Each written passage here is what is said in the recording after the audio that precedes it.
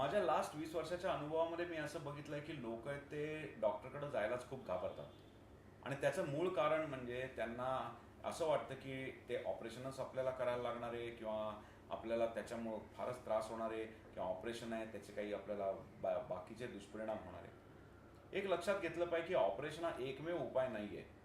आपण नुसतंच आजार पुढं पुढं ढकलल्यामुळं आणि डॉक्टर किंवा आपल्या मेडिकल ट्रीटमेंटला घाबरल्यामुळं आपला आजार आतमध्ये बळावत जाणार आहे आणि जो साध्या सरळ स्टेजमध्ये त्याची ट्रीटमेंट होऊ शकते, सोपे उपाय होऊ शकतात, त्या ठिकाणी आपल्याला नंतर अवघड असे किंवा जास्त स्थितीत उपचार करायला लागणार आहे. या सगळ्याचा परिणाम म्हणजे आपली रिकव्हरी किंवा बरं होण्याचा स्पीड आहे त्याच्यावरही आपला विपरीत परिणाम होऊ शकतो. त्यामुळे वेळीच मेडिकल सल्ला घेतला पाहिजे आणि जे डॉक्टर सांगतायत त्याच्यामध्ये त्या सल्ल्याला अनुसरून आपल्याला ज्या काही शंका आहेत त्याही डॉक्टरांना विचारल्या पाहिजेत. आपल्या शंकांचं निरसन करून त्या ट्रीटमेंटला न घाबरता आपल्या आजारावर मात केली पाहिजे.